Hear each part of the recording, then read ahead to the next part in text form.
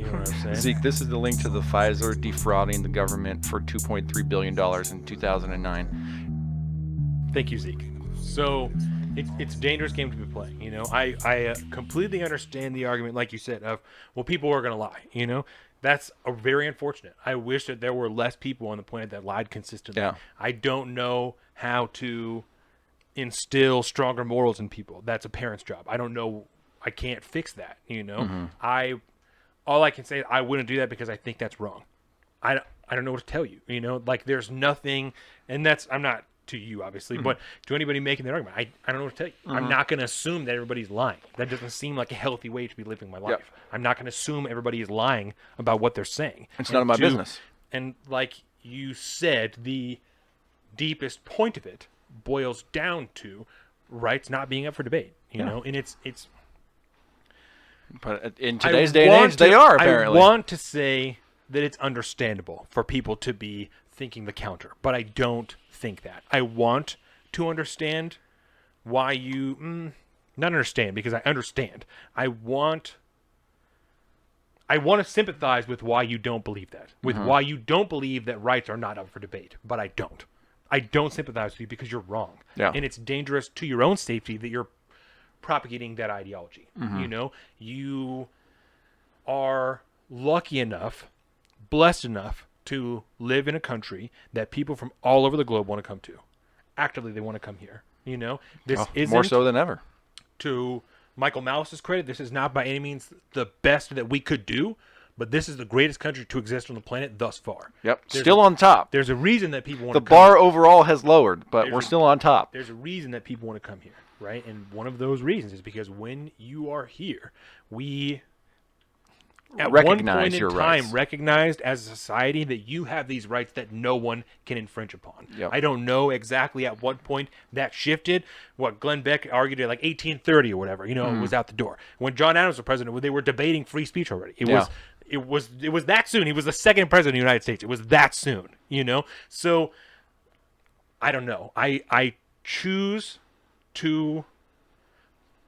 doesn't even feel right because this is the truth to me. I choose to believe, and I think that everyone should understand and believe that your rights are inherent, that no one can tell you what they are. And when you embrace that, you have so much more freedom to choose. And it's so, I hate to continue to use the word dangerous, but I don't know what other synonym to use for that. It's personally dangerous. You are endangering yourself by not accepting that as the truth.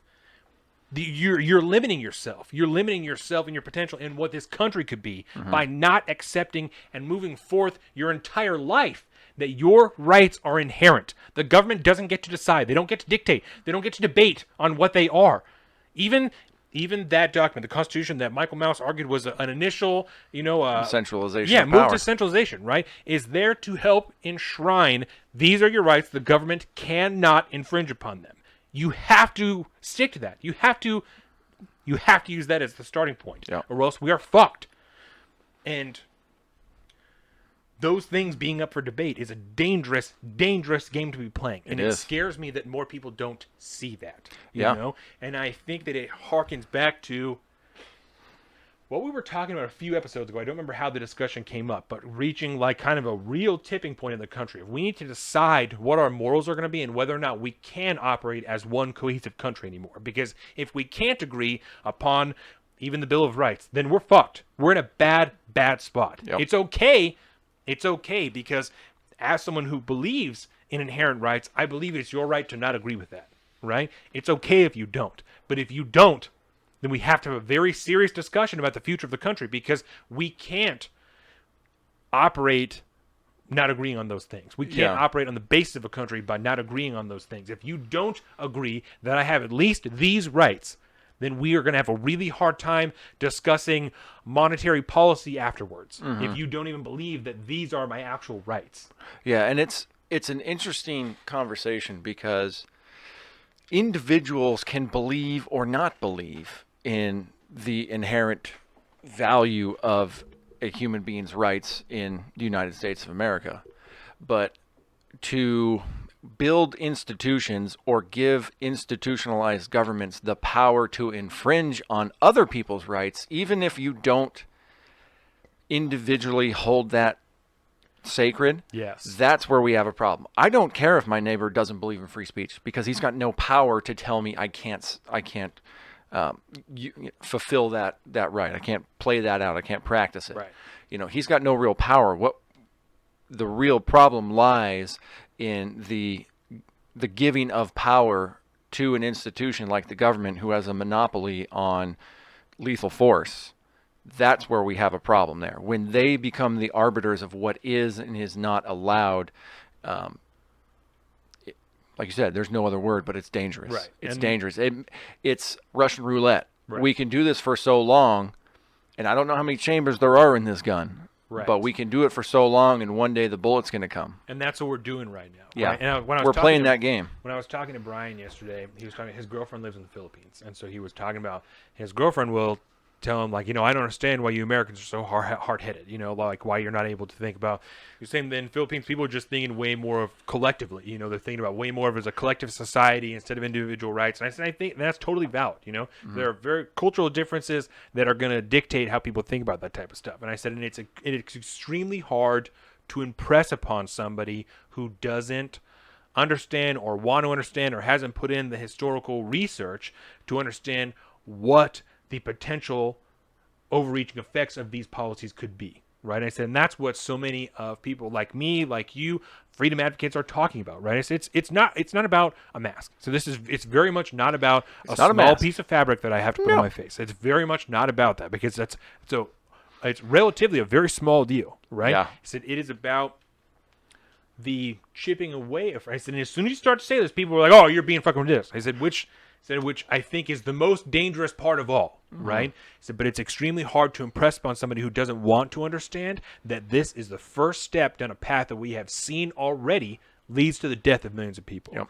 And it's not that wearing a mask will lead us to death camps, but these type of decisions and policies have led us down this path before. Yeah. And I think even stepping down that path is the wrong choice. Yeah.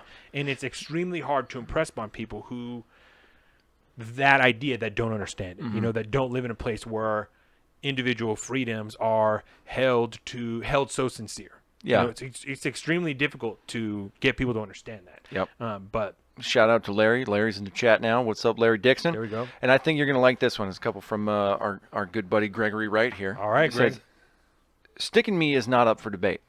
Everyone go to work with guns. Everyone go to church with guns. You don't have a right to anything if you don't draw a red line and stand behind it. And Thank you. I think that is absolutely right. Your rights are for you to protect. Yes. Period. It is up to the individual to stand up for their own rights. Otherwise, the government's going to walk all over them. And I think we have the proofs in the pudding. You can see right now, everywhere around this country, your rights are being infringed upon because people are not willing to stand up behind their own rights. And Ian on the IRL podcast tries to have this discussion a lot. And, he's not it's not really his ballpark. He's not really used to having that kind of thing. But your rights are, like we said, are there for you to protect and uphold. If you do not do that, they will be taken from you. Right. And I appreciate what Greg said, have it going with you all the time. Because we've talked in the past, and I say to people very frequently now, because I really try and impress this upon people, freedom is inherently not safe. It's not safe. You have to accept that. That's okay. That's not me telling you every terrible thing in the world is going to happen to you if we choose freedom. Yeah. That's not what I'm saying. No. What I'm saying is that freedom is inherently not safe. And within the bounds of your freedom, you do everything you can to mitigate that risk. Yep. That's how... Or anything that you want to mitigate that risk. That's what I'm saying. Anything you can, anything you want to, within the bounds of your individual rights to mitigate that risk. Oh, yeah. That's how this is supposed to go. Yeah. And I decided last weekend to, on a vertical slope that was like that, decided that once we ran into a rock face and it was either go the long way around through some nasty shitty stuff or try to climb it, I decided to take the calculated risk to climb that thing. And then ultimately got to a point where I decided, you know what, I'm not comfortable with this level of risk anymore. It has exponentially increased. Let's get the fuck off this mountain. Yeah. Because we're going to die. But that is something, and it's a small anecdotal decision, right? But like that form of decision should run through your mind when the government tells you to do something or not do something. You say, it's not your job to tell me this because the seatbelt law is a good thing. Right. That's hard to get around because the legal consequences are pretty extreme, and obviously there's safety concerns and stuff like that. But I don't necessarily have a problem with anybody not wearing their seatbelt. I mean, in my car, yeah, I don't want that ticket, bro. I'll go ahead and bend the knee to that one, I guess. But if you want to be in your own car and not wear a seatbelt, and I don't give a fuck. Potentially die if you get into a car accident. Or kill somebody in your car because you're not strapped in and they are. People move around and shit. It happens all the time. But yeah, and I it's the same deal as earlier. I'm hesitant to say I understand, but I do understand, but I don't sympathize with an ideology in the counter because I think that it's dangerous. We've seen more danger come from that than the counter. We've seen more danger come from giving up freedom for security than maintaining freedom. Yep. You know what I'm saying? I mean, look around. And again, I understand. I don't expect everybody in 2021 to be willing, able, and capable of taking life in defense of their own. I would hope that you would, because your life is extremely important and it should be pretty much the most important thing to you. Yeah. But with the way that people's sensibilities are, the way they're raised, the diversity of everything on the planet, I don't expect everybody I meet to have the capability to deal with taking a life in their own self-defense, right? And that's why I'm accepting of the presence of police, the accepting of those things, because people have to mitigate safety in their own way. You know what I'm saying? So it's a difficult line to walk. I think that it's up to you to take it upon yourself. But if you and a bunch of other individuals decide for the collective that you want to have police officers instead, then that's fine. But you also have to accept that with that mitigation, there's response times, there's delays, there are things that the cops aren't going to be there for. There are going to be times where you still have to take your own safety into your own hands. Yeah. Because you're not taking it on yourself, you're asking somebody else to do it for you. Yeah. And even then, I mean, you can enter the world of like private security and stuff like that, but everybody knows there's no guarantee of safety, period. They talked about that on that podcast too. Yeah. It's like, even if the state and the government didn't run the police, there would still be the relatively same issues that we deal with now, except I think there'd probably be more accountability on the back end, which would be a nice change. But right. The problem you're talking about still exists, and it will still persist regardless of how you do that, without taking that onus of personal security on your own self. You can't control it. Yeah. And that's why I think there's been, especially since the lockdowns began and all that, there's been such a boom in gun ownership and the embracing and even initial learning of what the Second Amendment means for a lot of people around the country. I think it's very healthy to understand that, because it is the term has been overused and it's been used wrong, but like the fact that a firearm is kind of the great equalizer between two individuals, because you can have a fat out of shape fuck that can't run 3 meters to save his life that has a gun on him, and the most fit MMA fighter who's coming at you with a knife is not really going to have a chance necessarily, as long as there's the right situation. And I don't remember who said this originally, but I'm sure you could Google it, and maybe it says unknown, but there's a quote from a very long time ago that God made man, Samuel Colt made them equal. Yeah, I've heard that. That's it, and I think that's very true. It's tongue in cheek, but it's very true. Yeah. Anybody can outshoot anybody else. There's nothing. You see fucking 9-year-old girls on the internet who shoot better than I do. Oh yeah. There's nothing to stop you from doing that, and it's not. I just want to be clear, right? Just to. Not that we look like we're hoity-toity, but just to ensure that anybody is not thinking that we're speaking from some type of fucking ivory tower or anything. We don't have No. private security. Hard we are no. regular people that work regular everyday jobs. Yep. To mitigate my own risk of safety, I carry a firearm every day. Unless there is something, physical infrastructure to hinder me from doing so, I'm carrying a firearm. Yeah. At all times. I don't care if we're coming here, if I'm going to fucking Aaron and Michael's house, if I'm going to my mom's house, my grandma's apartment that's in a retirement community, I'm gonna carry a firearm, because that's the way that I can operate within my own bounds, with my own freedoms, to mitigate my own risk.